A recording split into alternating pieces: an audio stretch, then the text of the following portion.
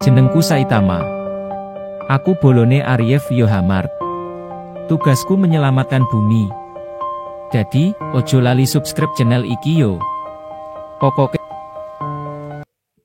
Assalamualaikum warahmatullahi wabarakatuh. Ketemu kembali bersama saya. Mohon maaf terlambat beberapa hari karena saya sedang sibuk di dunia nyata. Kali ini kita akan melanjutkan cerita kawin kontrak karya Mbak V Handayani dan memasuki episode 24 Padlikur. Nah, sebelum kita lanjutkan ceritanya, please bantu channel Ariev Yohamart agar lebih berkembang lagi dengan cara tekan tombol like dan subscribe. Terima kasih. Oke, terima kasih Mbak Rengganis yang telah mempromosikan channel kami. Oh, Mbak Rengganis ya? Iya, nggak apa-apa deh. Kita akan melanjutkan part 24. Kawin kontrak. Selamat menikmati. Ciao. Tekad Arini sudah bulat. Dia tetap mempertahankan janin berusia 6 bulan yang berada dalam kandungannya. Dia tidak mempedulikan harta kekayaan dan kemewahan yang dilimpahkan kepadanya. Arini membuang pandangannya ke arah jendela luar pesawat yang ditumpanginya. Kumpalan awan dengan berbentuk seolah menemani perjalanannya. Arini mengelus perutnya yang nampak membuncit. Setitik air matanya seketika jatuh di atas perutnya. Bunda akan menjagamu anakku. Bunda akan menemanimu setiap saat, bisik Arini. Perjalanan yang hanya 90 menit dari Jakarta menuju Surabaya tidak dirasakan sama sekali oleh Arini. Pengumuman dari para pramugari cantik membiarkan segala lamunannya. Perlahan dia melangkah keluar areal terminal kedatangan. Matanya belum lagi diarahkan untuk mencari kala namanya mendengar suara memanggil namanya. Arini! Nampak Simbok bersama Abimanyu telah menantinya. Perlahan dia mendekati mereka dan memeluk wanita yang sangat dikasihinya itu. Kandunganmu semakin besar ya, Nduk, sapa Simbok mengelus dan menciumi perut Arini dengan lindangan air mata yang mengenangi pipi tuanya yang mulai keriput. Barang-barang kamu mana, Rin? Tanya Abimanyu sambil menjabat tangan wanita cantik yang sangat dikaguminya itu. Arini memalingkan wajahnya ke arah laki yang tadi membantunya mengambil kopernya.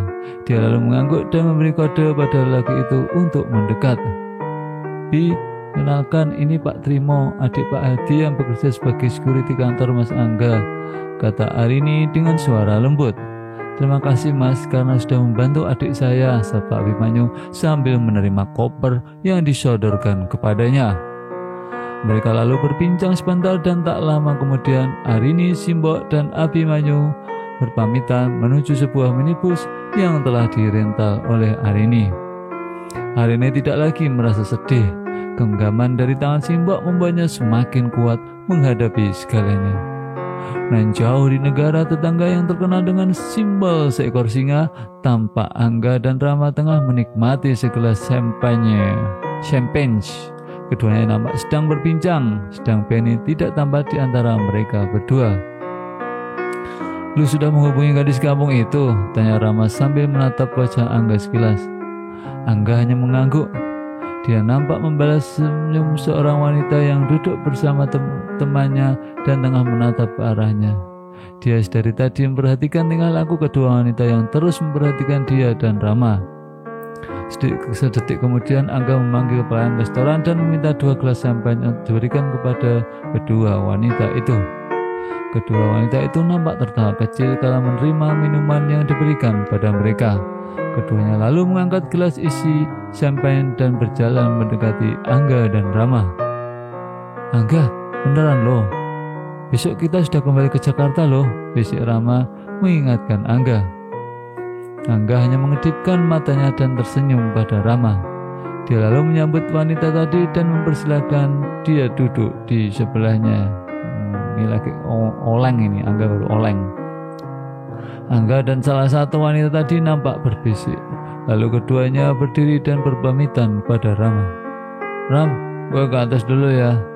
Terserah lu dah mau ngapain, oke? Bisik Angga di telinga Rama sambil menepuk bahunya. Rama terperangah melihat kelakuan Angga kali ini. Lelaki yang tidak pernah lagi terlihat bermain gila dengan para wanita bayaran setelah menikah Arini, kini malah dengan santainya dia memeluk wanita yang baru semenit dikenalnya. Wajah Rama terlihat tegang. Tampak jelas dia berusaha menahan kemarahannya. Tak diperdulikannya teman wanita yang dibawa Angga yang berusaha menggoda dirinya. Diraihnya gawai, dia mencoba menghubungi nomor kontak Arini. Akan tetapi sudah panggilan yang kelima, tapi jawab Arini sama sekali tidak menjawabnya. Di kamar hotel di mana Angga dan Rama menginap, nampak Angga tengah memperhatikan detail tubuh wanita yang baru saja dikenakan di restoran hotel itu. Wanita itu tampak malu-malu melepaskan pakaian yang dikenakannya dan mencoba memancing gairah Angga. Angga terpaku. Seketika bayangan Arini melintas.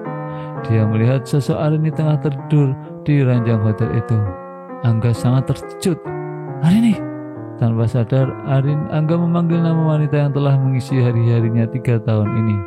2 tahun lebih dia telah menikahi gadis kamu itu tanpa ada sedikit pun celah dan kesan buruk darinya. Angga mengusap wajahnya dengan kedua tangannya. Dengan cepat dirogohnya sapu celana yang masih dipakainya. Diambilnya beberapa lembar dolar Singapura dan memberikan pada wanita yang tak menggunakan sehelai benang pun dan tengah berdiri untuk menggodanya. Keluar dari kamar ini, minta Angga sambil membuka pintu kamar. Why, kamu mengusir saya? Tanya wanita itu masih dalam berusaha menggoda Angga. Keluar! Alay, mendem gue. Dari Angga dengan wajah menahan marah. Wanita itu bergegas memakai pakaiannya kembali dan memungut lembar dolar yang tadi diberikan Angga padanya. Selamat ya. Tanpa babi bebo lagi dia pergi meninggalkan Anda sendirian di kamar. Angga terduduk terbelakang pintu kamar hotel yang telah ditutupnya itu. Wajahnya dibenamkan di kedua lututnya. Entah apa yang dipikirkannya. Dengan tergesa-gesa dia memakai bajunya kembali dan mengisi kembali baju-baju yang telah diberikan Arini ketika mereka datang ke negara ini 2 bulan yang lalu atau malah lebih. Angga tidak ingin menghitungnya. Dia ingin segera menemui Arini saat ini juga. Dia merindukan gadis kampung itu. Dia merindukan bau tubuh dan pelukan hangatnya. Dia ingin mendengar rintihan dan desahan wanita yang sangat disayanginya itu. Rama yang masih berada di restoran hotel hanya tersenyum karena melihat wanita yang tadi naik ke kamar bersama Angga kini terlihat keluar sendirian dari lift. Wajahnya terlihat gusar. Dia hanya menahan tawanya kala mendengar pertanyaan temannya yang masih duduk menemani Rama. Dasar kampungan. Dia hanya menatap tubuhku dan mengusirku pergi. Bangsat, kata wanita itu. Rama hanya tersenyum kecil kala wanita itu hendak protes padanya. Dia hanya mengangkat bahunya dan meminta mereka untuk segera pergi. Keduanya lalu pergi dengan sumpah serapah yang masih terdengar. Roeng istilahnya. Beberapa menit berlalu, Rama hendak kembali beristirahat, sangat terkejut kala berpapasan dengan Angga yang baru keluar dari lift. Lo mau kemana bro? Buru-buru amat lo. Hah? Tanya Rama. Gue balik duluan ke Jakarta. Gue kangen Arini. Gue sudah gak tahan lagi. Gue pamit ya, sampaikan pada Benny, thanks bro. Jawab Angga dan pergi tanpa memberikan kesempatan pada Rama untuk bertanya lebih lanjut lagi. Rama hanya menatap punggung sahabatnya itu. Dia tersenyum. Pesona Arini telah mengubah keburukan Angga. Walaupun rasa suka Rama dan rasa cintanya pada Arini masih ada, akan tetapi dia tetap berdoa agar keduanya bisa berbahagia selama-lamanya. Angga yang telah tiba di Bandara Utama Internasional Changi, Singapura, dia mencoba memejamkan matanya di salah satu tempat peristirahatan yang berada di areal bandara. Wajah cantik dan kelembutannya terus mengusiknya. Angga teringat kala pertama tiba di hotel yang telah dipesan oleh Rama beberapa hari sebelumnya.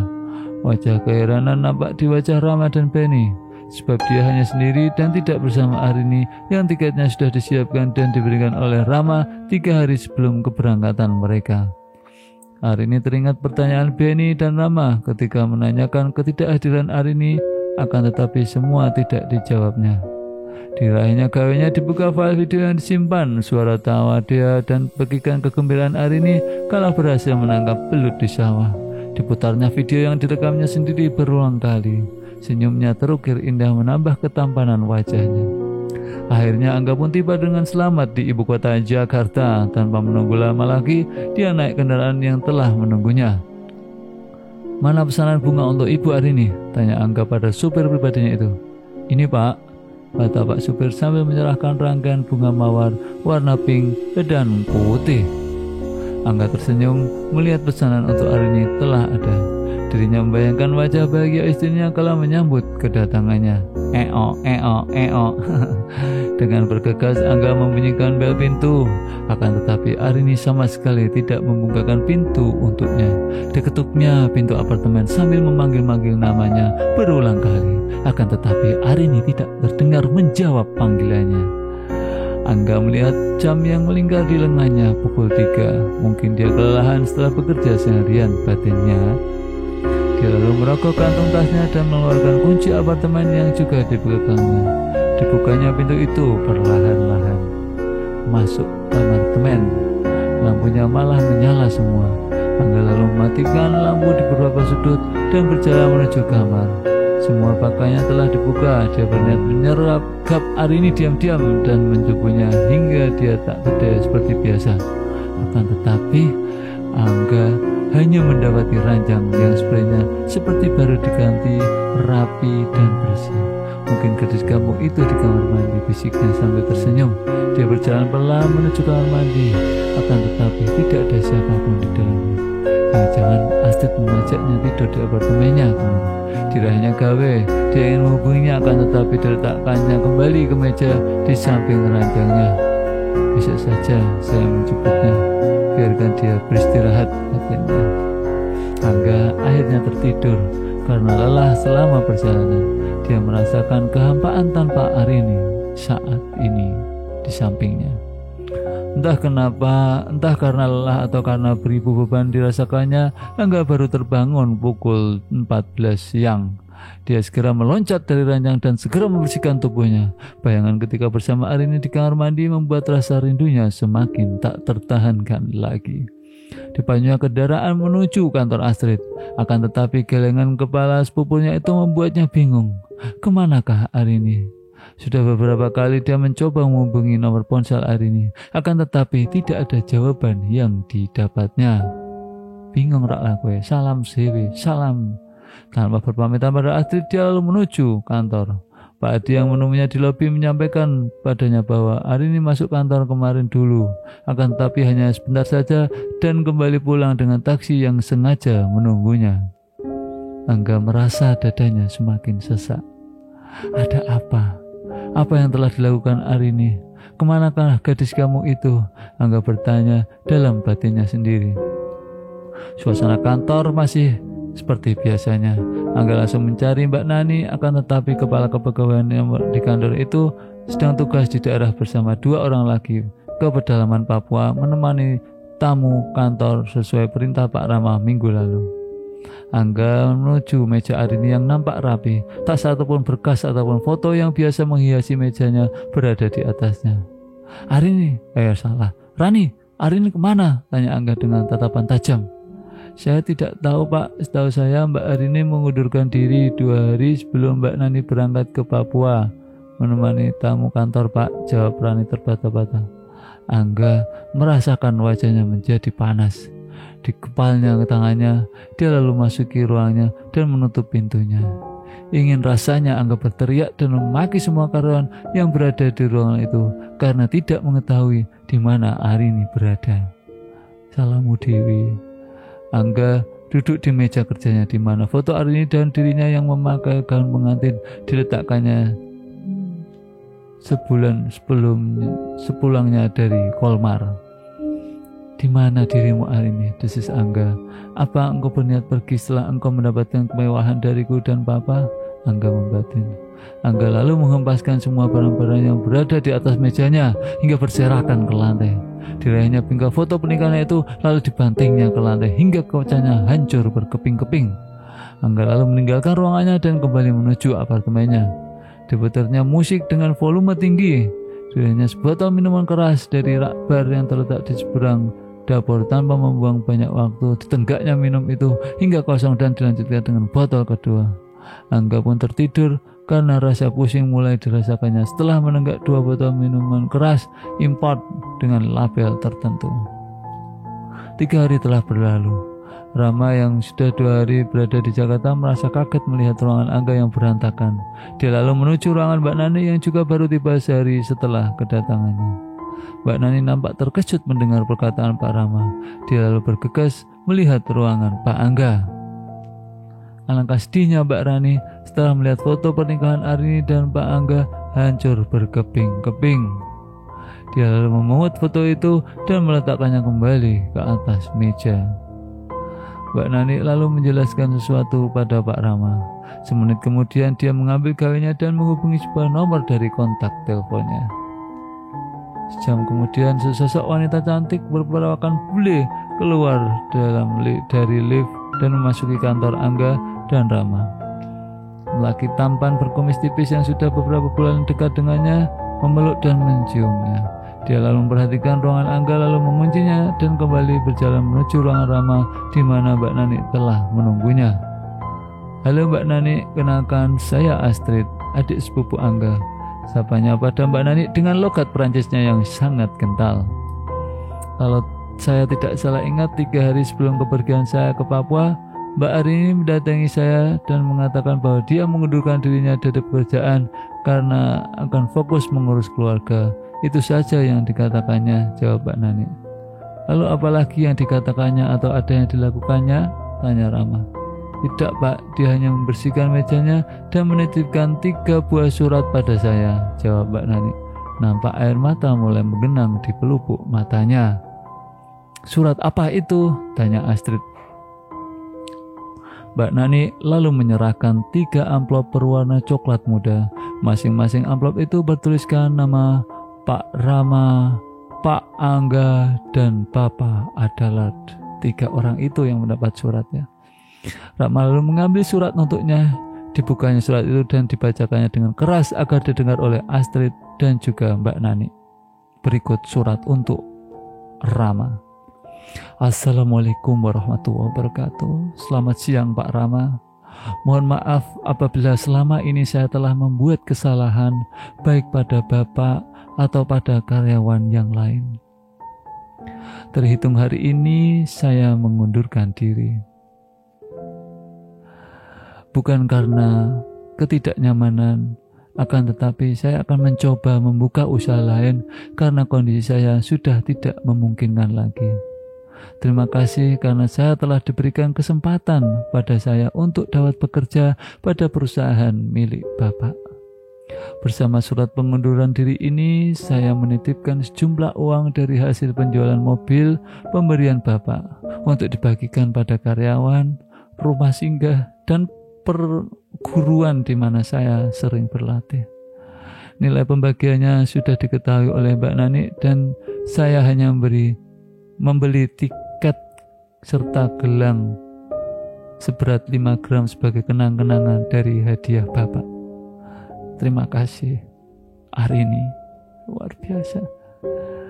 Bersambung ya guys ya. Wah, ini sudah mulai pada bawang-bawangnya ini. Aku wong lanang yang mocong ini rada gergel loh, meneh kowe sing rada slow motion atau apa yang perasa ya mesti akan terenyuh membaca ini.